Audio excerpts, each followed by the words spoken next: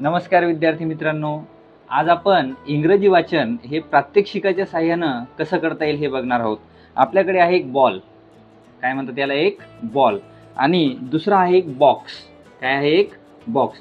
आता या बॉल आणि बॉक्स याच्या साहाय्याने आपण आज जो घटक शिकणार आहोत त्याला इंग्रजीमध्ये म्हणतात प्रिपोजिशन्स. काय म्हणतात? प्रिपोजिशन्स.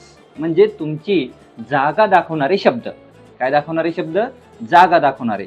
आता हा बॉल कुठं आहे हे आपण इंग्रजीमध्ये आज बोलायला शिकूयात. आणि या बॉलला तुम्ही नंतर दुसऱ्या एखाद्या वस्तूने रिप्लेस करून जवळपास 100 वाक्ये याच्यावर बनवू शकता. चला तर मग सुरू करूयात प्रिपोजिशन्स. सर्वात पहिले बघा, हा बॉक्स आहे आणि याच्यावर आपण बॉल ठेवलाय. तर वर याला आपण इंग्रजीमध्ये म्हणतो ऑन. काय म्हणतो? ऑन. मग आता सेंटेन्स कसं बनवायचं बघा. द बॉल, म्हणजे सुरुवातीला याचं नाव घ्यायचं. The ball is on the box. बघा, रिपीट करा. The ball is on the box. आधी आपण बॉल बद्दल बोलायलो, मग कुठं आहे त्याच्याबद्दल, आणि त्याच्यानंतर खालच्या वस्तूबद्दल. परा रिपीट करूत बघा. The ball is on. On म्हणजे वर. On the box. परत रिपीट करा. The ball is on the box. आलं लक्षात? हे झालं ऑन. ऑन म्हणजे वर. आता या बॉलच्या ऐवजी तुम्ही दुसरं एखादं घेऊ शकता. दुसरं सेंटेन्स ऑन वरचं बघा. हा काय? एक पेन. मग म्हणा a pen is on the box. परत रिपीट करा. A pen is on the box. On म्हणजे वर. पेन कुठं आहे? बॉक्सच्या वर आहे. ठीक आहे. पहिलं प्रिपोजिशन झालं आपलं ऑन. काय झालं? ऑन. बघा, आता आपण दुसरं प्रिपोजिशन शिकणार आहोत ज्याच्यामध्ये आपण इन हे प्रिपोजिशन पाहणार आहोत. इन म्हणजे आत. इन म्हणजे आत. आता या बॉल बद्दल आपल्याला बोलायचे. चला सुरू करूयात वाक्य. बघा, the ball is in the box. बघा, पहिल्यांदा कशाबद्दल बोलायचे? ज्याच्याबद्दल आपण बोलायला त्याचं नाव. द बॉल, नंतर एक क्रियापद घ्यायचं इज. आता इन कुठं आहे? इन म्हणजे आत. In the box. परत एकदा रिपीट करा. The ball is in the box. आलं लक्षात? आता तसंच पेनाच्या बाबतीत बघा. आता आपला जो पेन आहे, परत म्हणा. द पेन इज म्हणजे आहे. कुठं आहे? In the box. आलं लक्षात? परत म्हणा. The pen is in the box. आलं लक्षात? ऑन म्हणजे वर, इन म्हणजे आत. हे झाले दोन प्रिपोजिशन्स. आलं लक्षात? आलं. त्यानंतर तिसरं प्रिपोजिशन आपण पाहणार आहोत ते म्हणजे अंडर. अंडर म्हणजे खाली. अंडर म्हणजे खाली. आता बघा बॉल कुठे आहे? खाली. Under.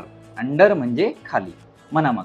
The ball is under the box. परत रिपीट करा.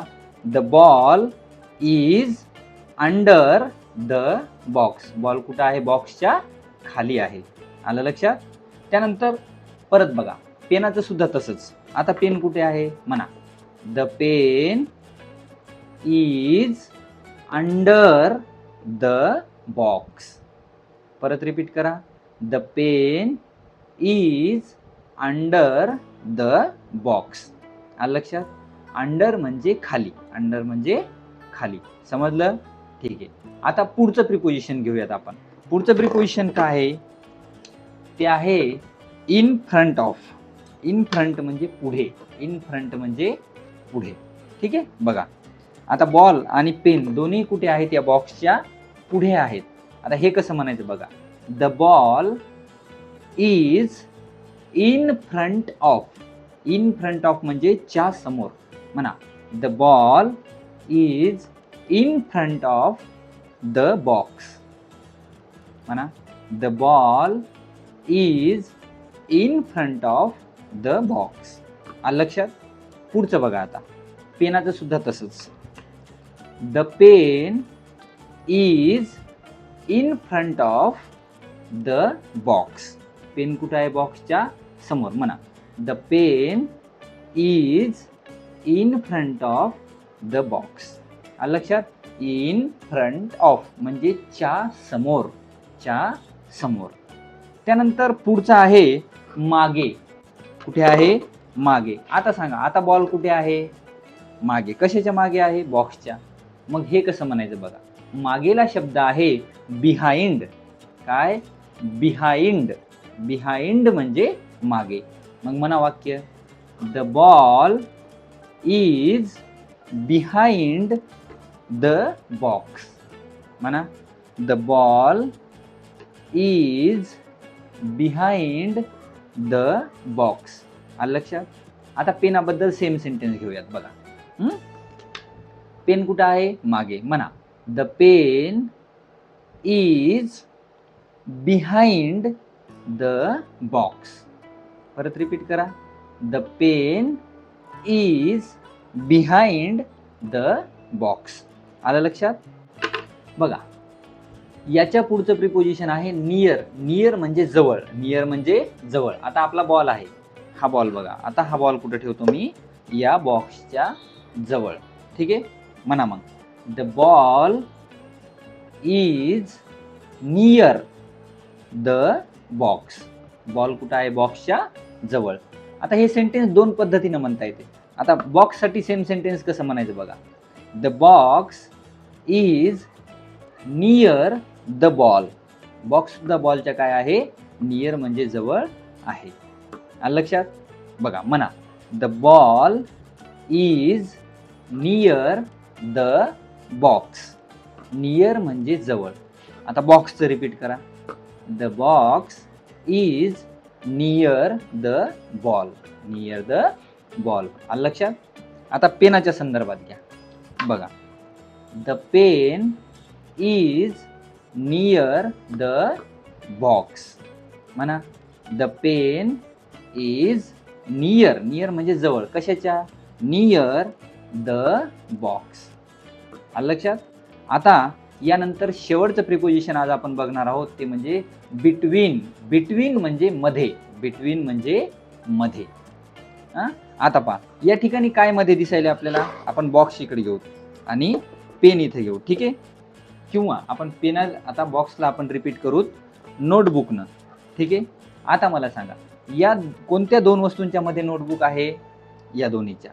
तर मध्ये असलेला आपण म्हणतो बिटवीन. दोन्हीच्या मध्ये असलेला काय म्हणतो? बिटवीन. म्हणा मग, the notebook is between the box and the pen. लक्षात यायलंय? बिटवीन म्हणजे च्यामध्ये, दोन्हीच्या मध्ये. म्हणा, the notebook is between the box and the pen. परत रिपीट करा, the notebook is between the box and the pen. आलं लक्षात? तर अशा पद्धतीने आपण 6 प्रिपोजिशन्स पाहिले. कोणकोणते बघा. परत एकदा आपण पेन आणि नोटबुकच्या साह्यानं 6 प्रिपोजिशन रिपीट करू. पहिलं आपण पाहिलं ऑन. ऑन म्हणजे काय? वर. The pen is on the notebook. On म्हणजे वर. On the notebook. त्यानंतर दुसरं आपण पाहिलं in. The pen is in the notebook. Pen कुठं आहे? नोटबुकच्या आत. The pen is in the notebook. आलं लक्षात? त्यानंतर तिसरं प्रिपोजिशन आपण पाहिलं अंडर. अंडर म्हणजे खाली. The pen is under the notebook. The pen is under the notebook. त्यानंतर आपण पाहिलं इन फ्रंट ऑफ. बघा, इन फ्रंट ऑफ म्हणजे पुढे. The pen is in front of the notebook. म्हणा, the pen is in front of the notebook. आणि त्यानंतर आपण पाहिलं behind. The pen is behind the notebook म्हणजे कुठे? नोटबुकच्या मागे. The pen is behind the notebook. त्यानंतर आपण पाहिलं नियर. काय पाहिलं? Near. The pen is near the notebook. The pen is near the notebook. आणि त्यानंतर आपण पाहिलं बिटवीन. आता बिटवीनला आपण कसं घेऊयात बघा. The pen is between the pages. Pen कुठं आहे? बिटवीन मध्ये. कोणाच्या मध्ये? The pages. आलं लक्षात? तर अशा पद्धतीनं प्रिपोजिशन्स हा घटक आपण समजून घेतला. आता तुम्ही बॉल आणि पेनच्या ऐवजी तुमचं डस्टर घेऊ शकता, तुमचा पेन घेऊ शकता, पेन्सिल घेऊ शकता, बुक घेऊ शकता. आता इन या एका शब्दावरून तुम्ही तुमच्या बॅगेतल्या सगळ्या वस्तूवर वाक्य बनवा. ठीक आहे. जसं की pen, the pen is in the bag, the book is in the bag, त्यानंतर the pencil is in the bag, त्यानंतर कंपास पेटीच्या साह्यानं बनवा. तर अशा पद्धतीनं इंग्रजी बोलायला आणि वाचायला शिका. थँक्यू.